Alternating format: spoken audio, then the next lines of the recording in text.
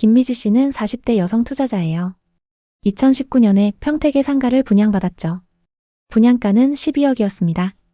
그중 7억은 대출을 받아서 계약했습니다. 월세 500만 원 이상을 기대했는데 준공 이후 3년째 공실입니다. 매달 관리비 50만 원, 이자는 260만 원 이상 나가요. 포기하고 싶어도 가격이 너무 하락해서 팔 수도 없어요. 지금 12억 본전은커녕 10억에도 손님이 없습니다. 개발사들은 상업시설에서 이익을 뽑으려고 엄청나게 지어댔고 부동산 분위기가 좋았을 당시 너도 나도 분양을 받았습니다. 하지만 지금은 그때의 과도한 공급으로 공실이 넘쳐나고 있습니다. 상황이 너무 어렵다 보니 일부 투자자들은 극단적 선택을 고려할 정도입니다. 저는 수많은 현장을 다니면서 투자자들의 눈물을 직접 봐왔어요. 특히 2025년 지금 상황이 더 심각해졌습니다. 지식산업센터 공실률이 경기도 평균 20%에 달하고 고양시는 30%, 화성시는 39%, 평택시는 50%까지 치솟았습니다. 상가 공실률도 수도권 평균 25%, 전국 중대형 상가는 21%, 소규모 상가는 19%로 올라갔습니다. 여기서 박상민 씨 이야기를 들려드리겠습니다. 40대 중반 회사원이에요. 2020년에 평택의 상가를 분양받았죠. 분양가 10억대, 대출 60%를 받아서 샀어요. 월세로 500만 원 이상을 기대했는데 코로나 직후부터 임대가 안 나갔어요. 2025년 지금도 빈 상태예요.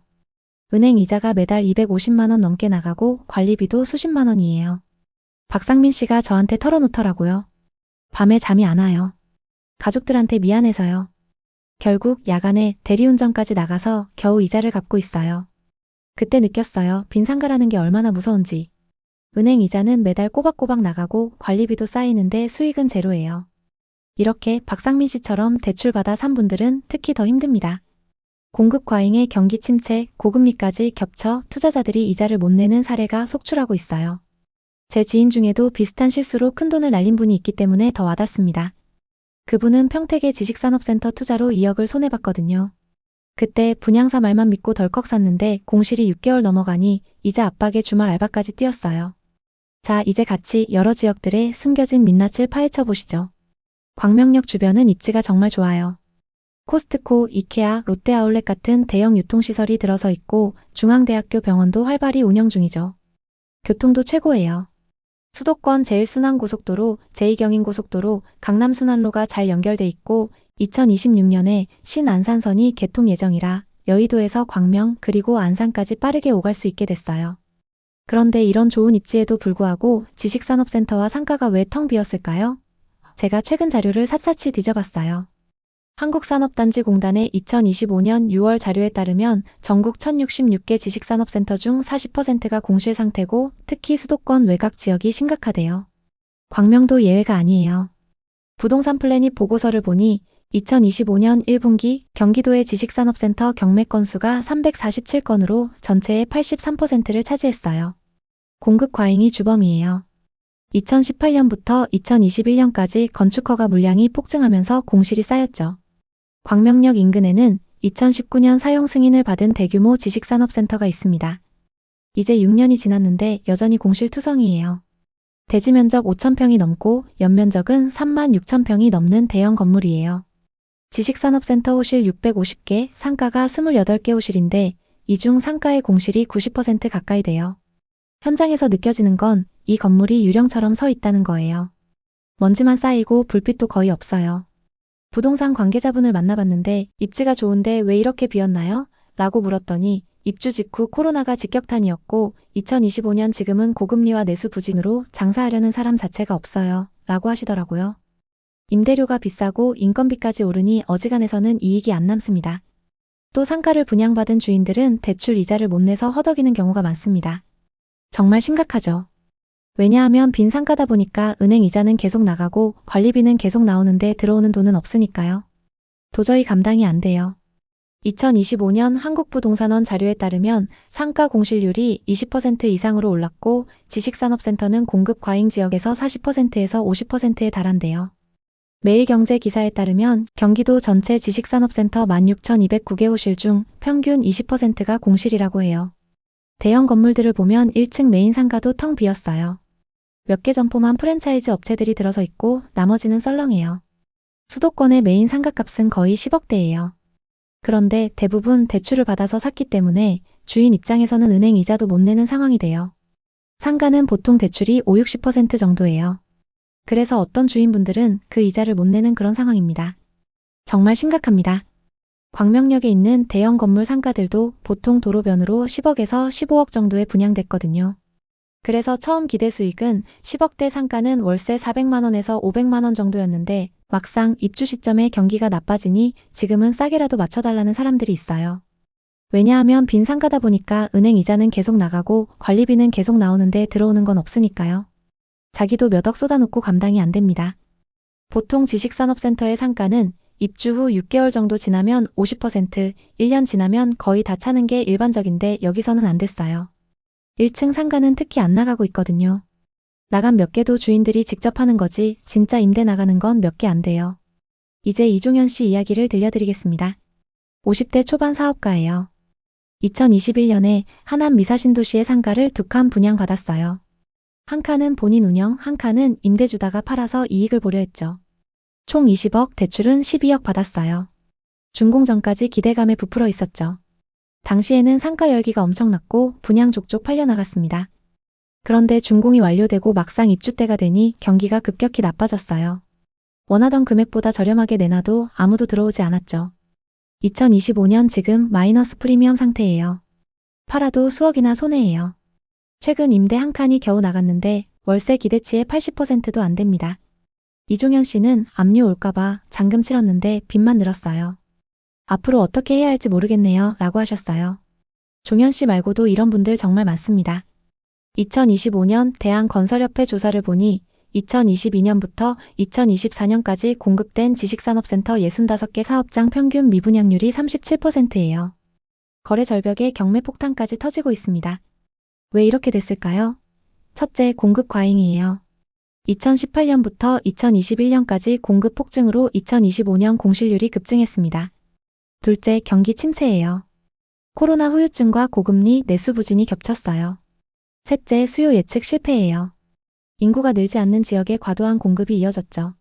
주변 아파트마다 상가가 있어서 소비자들이 멀리 갈 필요 없습니다.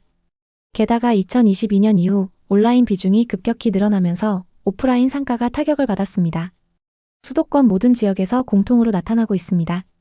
송도를 보니 상업용 공실률이 26.8%고 어떤 지식산업센터는 90% 이상 비었습니다.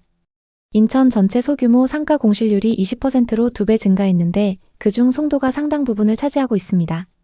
평택 고덕은 지식산업센터 공실률이 70%로 심각하고 집합상가가 25%예요. 반도체 불황에 과잉 공급으로 10억대 상가가 5억에도 안 팔려요. 남양주 다산신도시는 공실률 25%, 하남 미사신도시는 18%로 상황이 좋지 않습니다. 또 동탄신도시는 일부 상가가 60% 공실로 투자자들의 이자와 세금만 줄줄 새고 있습니다.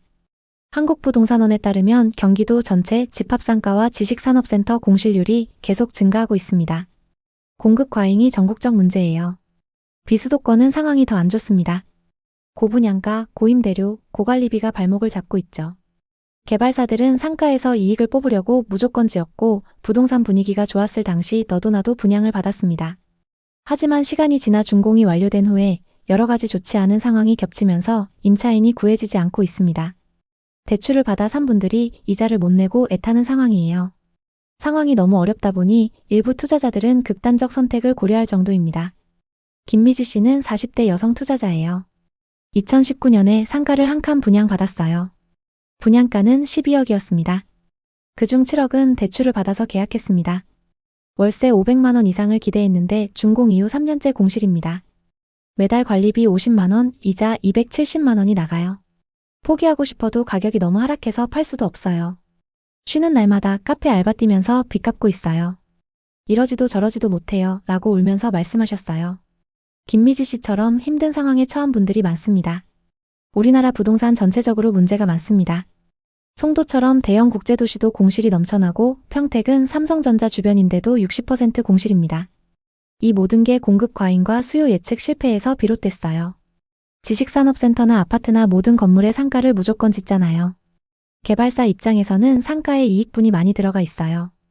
그래서 상가를 많이 지어서 분양만 잘 되면 떼돈 버는 거니까 계속 짓죠. 분양은 어떻게든 다 합니다. 거의 다 팔려요. 그런데 임차인은 들어오지 않고 있습니다. 내 돈을 다 주고 사는 상가라면 내 돈 묶였다 생각하면 되는데 대다수가 대출받아 사셨거든요. 그래서 은행 이자도 못 내면서 임차인도 못 구하고 계속 애가 타는 상황이 생깁니다. 이게 지금 우리나라 부동산 전반적인 문제라고 볼 수 있겠죠. 그래서 상가나 지식산업센터 비율을 이제 좀 줄여야 됩니다. 그리고 대출 비율도 적정 수준으로 줄여나가야 합니다. 개발사들은 상가나 공장형 지식산업센터에서 이익을 많이 뽑으려고 노력하죠. 하지만 요즘 강남대로라고 해도 상가는 분양이 잘 안 됩니다. 개발사들이 다 끌어안고 있는 거예요. 그러다 보니까 또 어떤 개발사는 상가를 뺀 그 위에 주거용이나 업무시설 가지고 본전 이상을 다 뽑습니다. 개발사들 입장에서는 너무 쉽게 개발이 되고 있고 허가도 잘 받을 수 있습니다. 여러 가지 병폐들이 부동산에 다 몰려 있다고 보시면 됩니다. 제 지인분 이야기를 하나 더 할게요. 2020년에 동탄 상가 2칸을 분양받았었는데 한 칸은 가져갈 생각, 한 칸은 피 받고 넘길 생각이었어요. 하지만 막상 준공 완료됐을 때 분위기가 안 좋으니까 고민하다가 둘 다 잔금을 포기했어요. 시행사의 경우는 이미 완판했지만 잔금이 안 들어오면 끝입니다. 계약금 10%만 받는 케이스가 되는데 어떻게 보면 그것도 이득이라고 할 수 있겠지만 그렇지 않습니다. 한 칸이 5억씩 했어요. 여기서 수분양자가 계약금을 포기하면 나머지 돈들이 안 들어오는 상태가 되는 겁니다. 지금 상가 한 칸을 팔려고 하면 수억씩 낮은 가격에도 안 산다는 거예요. 그래서 시행사도 몇백억씩 손해보는 경우가 늘어나고 있습니다. 여러분, 부동산 정말 어렵죠? 공급 과잉의 공실지옥, 이제 용도 전환 논의까지 나오고 있어요. 2025년 매경 기사를 보니 해외처럼 상가를 주거용으로 바꾸면 미분양 해소가 될 수 있대요. 하지만 정책이나 개발사들이 안 따라주고 있습니다. 개발사들은 상가 비율을 대폭 줄여야 합니다. 공장처럼 찍어내서 이익만 뽑는 이런 식의 개발은 없어져야 합니다. 요즘 장사 정말 힘들어요. 우리나라 소상공인분들 정말 고생이 많습니다. 게다가 상가를 덜컥 분양받은 분들은 속이 타들어가고 있죠. 광명, 광교, 동탄, 다산, 하남, 평택 등 여러 지역에서 비슷한 현상이 나타나고 있습니다. 여러분은 상업시설이나 지식산업센터 등을 분양받거나 임차해서 장사하시려면 꼭 발품을 파세요. 한 번이 아니라 여러 차례 방문해서 직접 체크하세요. 프랜차이즈 담당자나 부동산 중개업소 말만 믿고 투자하면 안 됩니다. 여러분 자산을 지키는 건 본인 몫이에요. 꼭 명심하세요. 앞으로도 영상을 통해 부동산 투자 실패 안 하는 방법을 계속 공유드리겠습니다. 오늘 이야기 어떠셨나요? 혹시 이와 비슷한 부동산 고민이나 경험이 있으신가요? 여러분의 이야기가 있다면 자유롭게 공유해주세요. 당신의 경험이 누군가에게 큰 힘이 될 수 있습니다. 오늘의 이야기에 공감하셨다면 구독과 좋아요를 눌러주세요. 오늘도 시청해주셔서 감사합니다. 다음 편엔 더 좋은 내용으로 찾아뵙겠습니다.